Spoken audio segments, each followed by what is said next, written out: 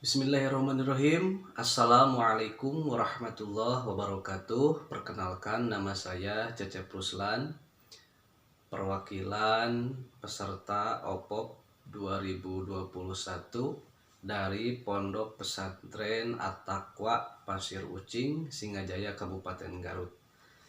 Sebelumnya saya berterima kasih kepada Bapak Gubernur Jawa Barat, Bapak Ridwan Kamil beserta jajaran yang telah memberikan hadiah kepada pesantren kami.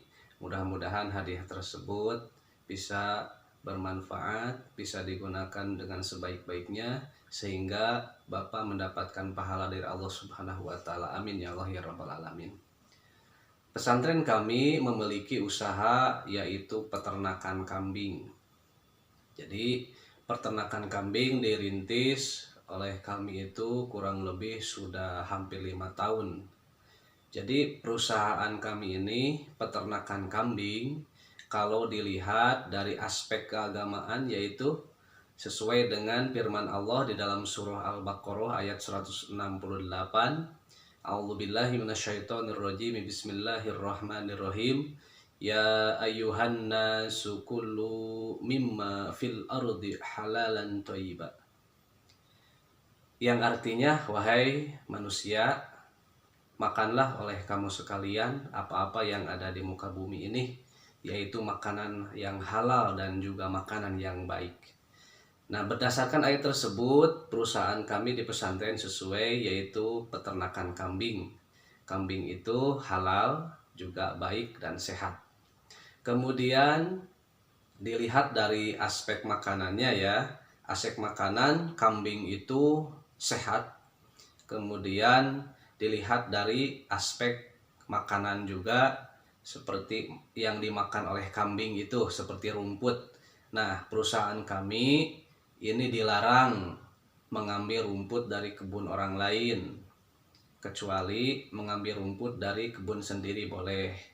Jadi di pesantren kami ini diharuskan itu karyawannya itu atau di pesantren kami itu harus menanam rumput, yaitu berbagai jenis-jenis rumput yang bisa ditanam seperti rumput odot, rumput gajahan, dan lain sebagainya, singkong dan yang seperti itu, yang hijau-hijauan. Kemudian dari aspek penyembelihan, ini di kami itu ada khusus yang menyembelih ya hewan, itu dijamin kehalalannya. Kemudian yang poin kedua itu dari menetapkan konsumen. Perusahaan kami itu target konsumennya yaitu yang pertama itu pasar. Itu pasti di pasar itu banyak yang jual juga ya. Kemudian produk kami ini dijual kepada alumni pesantren juga. Kemudian dijual juga kepada bandar-bandar kecil maupun besar yang ada di wilayah Kabupaten Garut.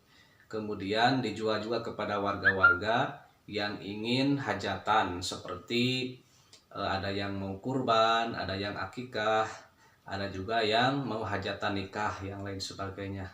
Nah, kebetulan di kami untuk kurban dan untuk akikah itu kebanyakan yang membelinya itu kambing. Jadi dibandingkan dengan domba juga, alhamdulillah banyak yang nyari itu kambing. Kelebihannya itu yang pertama harganya agak murah, kemudian dagingnya lebih padat. Nah, itu segmen konsumen ya. Jadi penetapan konsumen dari perusahaan kami. Kemudian untuk penjualan, kami ada beberapa prinsip. Prinsip yang pertama itu penetrasi pasar. Jadi yang kami fokuskan itu terhadap pasar ya. Karena pasar itu berkumpulnya banyak orang. Kemudian untuk yang kedua itu pengembangan pasar itu sendiri. Jadi yang pertama itu penetrasi pasar, yang kemudian yang kedua itu pengembangan pasar. Nah, untuk pengembangan pasar ini, untuk poin kedua ini kami menggunakan sosmed atau sosial media untuk menambah penjualan, untuk mengembangkan pemasaran seperti Facebook, IG, seperti ada marketplace yang lain seperti Bukalapak, seperti Tokopedia, Shopee dan lain sebagainya. Kami memakai penjualan selain langsung ke pasar juga kami menggunakan medsos. Yang kemudian yang ketiga itu segmen dari produksi ya.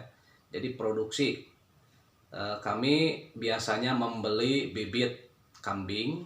Bibit itu ada yang indukan atau ada yang juga anakan. Nah, kalau kami membeli anakan biasanya itu jenis kelaminnya itu biasanya yang jantan. Nah, berarti yang jantan itu pembesaran, kemudian untuk indukan itu ada untuk pembanyakan produksi kambing tersebut. Nah, kemudian segmen yang keempat itu adalah segmentasi pasar. Jadi kami di pasar itu kami membagi beberapa bagian dari pasar itu, seperti pasar Singajaya berapa ekor biasanya, kemudian pasar Ciawi. Di pasar-pasar Garut kami itu mempetak-petakan, misalnya di pasar ini biasanya banyak yang mengambilnya itu, yang membelinya itu misalnya kambing jenis biasa atau jenis kacang. Kemudian di pasar ini biasanya di pasar ini yang mencarinya itu kambing jenis Bangala misalnya, atau jenis kambing yang besar. Nah, seperti itu. Kemudian poin yang keempat dari perusahaan kami itu adalah yang dinamakan dengan ada pengelolaan produksi. Nah, pengelolaan produksi seperti yang dikatakan tadi, perusahaan kambing kami ini yang pertama itu membeli indukan, yang kedua membeli anakan. Indukan untuk memperbanyak anak, kalau anak untuk pembesaran. Nah, seperti itu. Siapa yang mengelola, siapa yang memberi makan, siapa yang membersihkan atau yang lain sebagainya. Nah, di pesantren kami difokuskan yang mengelola itu adalah santri, dibantu dengan orang tua santri yang ada di lingkungan pesantren. Jadi yang mengambil rumput, yang memelihara kambing, yang memandikan dan yang lain sebagainya itu santri, melibatkan warga di sekitar atau orang tua santri. Kemudian yang selanjutnya adalah keuangan. Pesantren kami mencatat keuangan itu biasa di buku besar ya, ada buku catatan untuk keuangan. Nah, pencatatan keuangan dimulai dari bibit, pembelian bibit. Nah, kami menggunakan cara tradisional. Misalnya gini, membeli kambing, awalnya pesantren itu membeli kambing itu berjenis betina contohnya. Kita serahkan kepada santri atau yang memelihara, contohnya satu orang santri 1 ekor, kita berikan kepada 1 orang santri. Nah, setelah dipelihara oleh santri tersebut, ternyata yang betina itu melahirkan 2 anak misalnya. Nah, hasilnya nanti itu dibagi 2. Jadi yang satu ke pesantren, yang satu lagi ke santri. Misalkan yang melahirkannya 1 anak. Nah, kalau 1 anak berarti itu setengah-setengah. Jadi sebelah untuk santri, sebelah untuk bagian pesantren. Nah, itu adil. Jadi yang memelihara kebagian, yang pesantren juga ada pemasukan. Atau gini, kita membeli induk anakan jantan misalnya. Kita timbang, ternyata ketika membeli itu beratnya sekitar 10 kilo misalnya. Ketika kita serahkan kepada santri, jangka 1 tahun, ternyata dari 10 kilo itu menjadi 30 kilo. Nah, berarti lebihnya itu 20 kilo.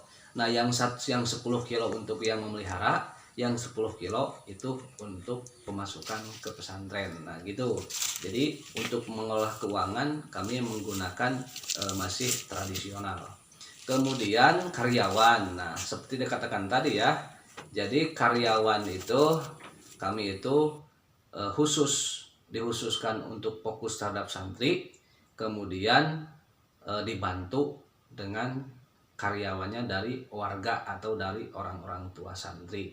Jadi masyarakat sekitar juga terbantu, ke pesantren juga ada pemasukan, kemudian santri juga ada penghasilan. Jadi di samping kita mempunyai penghasilan juga mendidik anak-anak santri untuk berusaha. Nah, mungkin sekian presentasi untuk pesantren kami. Mudah-mudahan pesantren kami lebih maju dan mudahan Kabupaten Garut khususnya kemudian Jawa Barat bisa lebih maju. Akhirul kalam, assalamualaikum warahmatullahi wabarakatuh.